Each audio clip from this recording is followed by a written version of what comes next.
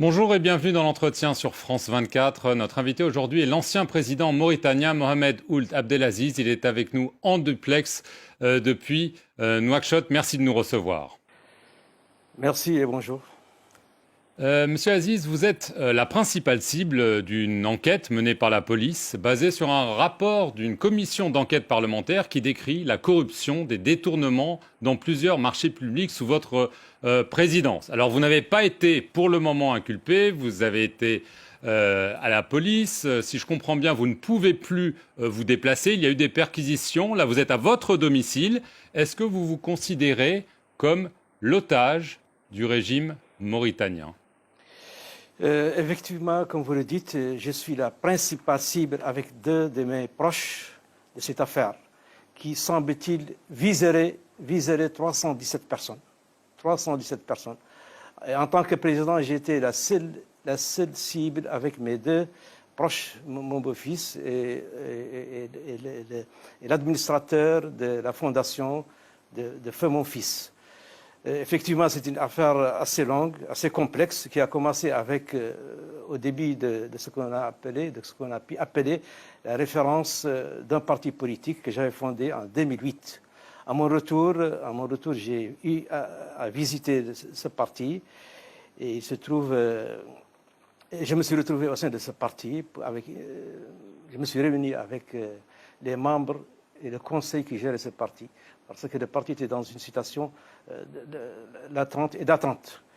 Et juste après cette visite, le problème a été soulevé au niveau de la présidence. Apparemment, ça n'a pas plu au régime en place. Et depuis lors, je subis des tracasseries non fondées, injustifiées depuis lors. Premièrement, ils ont juste après cette visite créé une commission d'enquête parlementaire dont les membres sont essentiellement des proches du régime, notamment du président en personne, et des personnes qui étaient dans l'opposition. Donc l'objectif était de m'inculper. Finalement, après, cette commission a fait un rapport dans lequel ils sont supposés impliquer plus de 317 personnes, dont des ministres, des premiers ministres, des directeurs d'établissements. Et depuis lors, je suis poursuivi, je suis pourchassé, je suis empêché de bouger, j'ai même été arrêté pendant 7 jours, ainsi que mes deux proches dans des conditions extrêmement difficiles, qui ne répondent à aucune norme, alors que le soi-disant rapport censé impliquer 317 personnes, j'étais la seule avec mes deux à avoir été arrêté. Les 300 autres n'ont été interpellés que pour quelques heures ou quelques dizaines de minutes. Alors, est-ce que vous vous estimez victime d'une vendetta politique ? Alors que c'est une vendetta, ça ne peut être qu'une vendetta politique. Et c'est une violation flagrante de notre Constitution qui a fait que j'ai quitté le pouvoir au bout de 2 mandats. Et c'est la même Constitution qui a fait que nous avons un président qui a été élu à 52%. C'est une violation flagrante et c'est une instrumentalisation de notre justice, malheureusement. Nous ne sommes pas encore devant la justice directement, je suis en enquête préliminaire. Mais tous les abus ont été commis à mon égard. Qui est derrière cela ? Est-ce que c'est votre successeur, le président Mohamed Ould Razouani, qui a été longtemps votre bras droit ? Est-ce que c'est lui qui est derrière ? C'est le régime à la tête duquel se trouve effectivement mon successeur. Et ce sont ses collaborateurs. Ce sont des politiques aussi. Ce sont des politiques qui étaient opposés à mon pouvoir à l'époque, qu'il a su rapprocher. Et que ce que nous vivons actuellement dans notre pays, c'est une violation flagrante de la Constitution et de l'article 93. Et c'est un amalgame judiciaire aussi, On se sert de procédures qui sont irrégulières pour m'arrêter, pour me torturer moralement, pour m'empêcher pratiquement de vivre dans mon propre pays. Ce n'est que de la machination politique. Et après, le parti, quand ils ont récupéré le parti de manière illégale, de manière irrationnelle, de manière éhontée, j'ai voulu ressurgir ailleurs avec un autre parti. Ils ont fermé ce parti, ils l'ont dissous. Alors, est-ce que vous craignez, parce que C'est là... ce qui se passe actuellement dans le pays. Voilà. Est-ce que vous craignez d'être traduit devant la Haute Cour de justice pour haute trahison? Est-ce que vous craignez que c'est ça qui vous attend prochainement? D'abord, aucune procédure n'a été respectée. Ils ont fait leur propre enquête. Le rapport a été envoyé directement au parquet, alors que la procédure est claire et nette. Donc, tout a été biaisé dès le départ. D'abord, il n'y a aucune haute cour actuellement. La haute cour n'est pas disponible. Et elle ne pourrait, une fois mise en place, me traduire que pour haute trahison. Et c'est à cette haute cour qui n'a pas été mise en place de ces...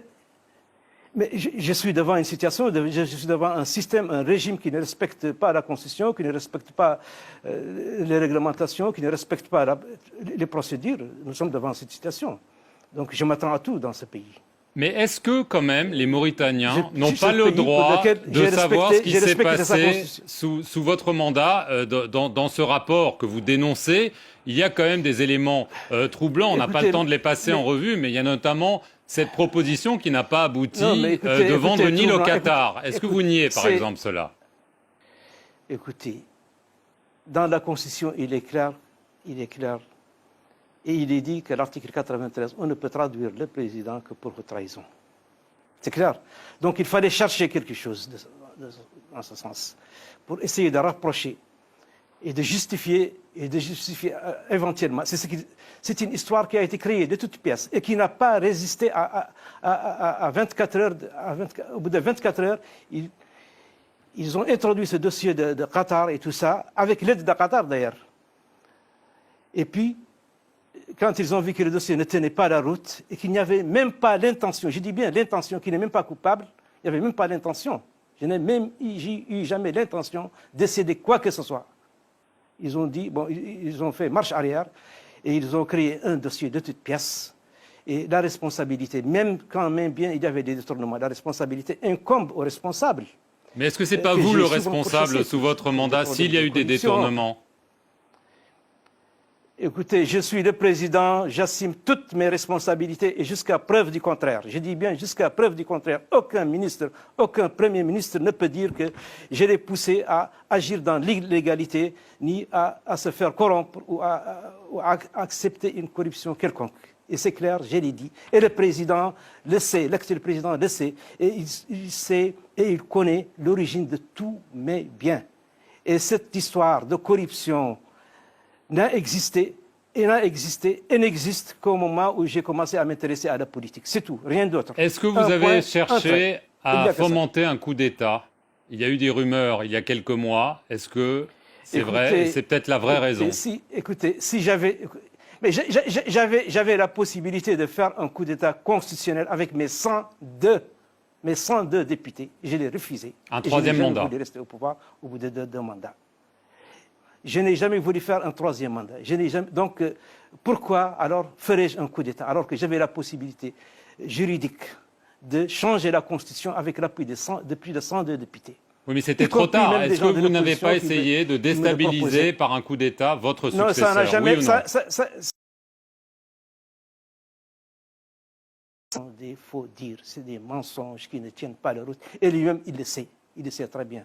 Et on n'a plus besoin de coup d'État en Mauritanie. Et je n'avais pas besoin de revenir au pouvoir. Est-ce que vous regrettez votre décision de justement, à la lumière de ce qui se passe en ce moment, vous avez dit, contrairement à d'autres, et on en parle beaucoup dans des pays comme la Côte d'Ivoire et la Guinée, vous n'avez pas voulu changer la Constitution pour faire un troisième mandat. Avec ce que vous dites subir en ce moment, est-ce que vous regrettez de ne pas avoir fait un troisième mandat? Est-ce que vous considérez que vous avez fait une erreur? Non, je ne considère pas que j'ai fait une erreur. J'ai agi en âme et en conscience, respectant ma Constitution, et je suis tranquille moralement, physiquement.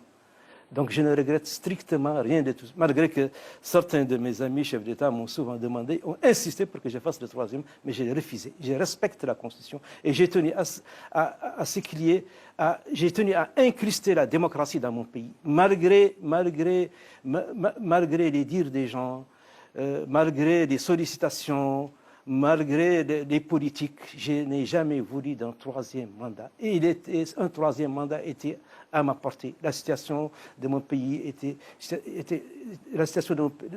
dans une situation excellente sur le plan stabilité, sur le plan sécurité, sur le plan économique. Dernière question, Monsieur le Président, parce qu'on n'a plus beaucoup de temps. Est-ce que vous considérez que Mohamed Ould Ghazouani vous a trahi? J'ai tenu à la stabilité de mon pays. Est-ce que vous considérez que votre successeur vous a trahi?